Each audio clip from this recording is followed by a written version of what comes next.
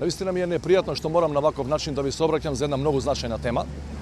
Меѓутоа не ни преостанува друг избор со оглед дека мојот политички опонент избира термини кога сака да зборува на телевизии, а за тие термини ние не добиваме никаква покана. Значи, за жал ќе морам на ваков начин да се обратам за темата која е веројатно најважна за сите граѓани на Република Македонија, станува збор за просечната плата.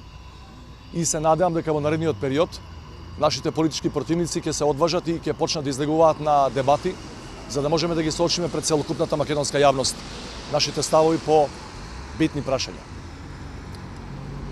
Просечната плата во Македонија, ако му верувате на официјалниот Завод за статистика на Република Македонија, е некаде над 21.000 денари. Меѓутоа, сите ние што живееме во Македонија и што тргаме и одвај врзуваме крај со крај, знаеме дека тоа е далеку од вистината. Да претпоставиме дека таа бројка е факт, иако не е, дури и со таа бројка, дури и со таа просечна плата, Македонија е на дното на регионот на Западниот Балкан, ако се споредува со било чија просечна плата од Босна и Херцеговина преку Црна Гора, Србија, Албанија па се до Косово.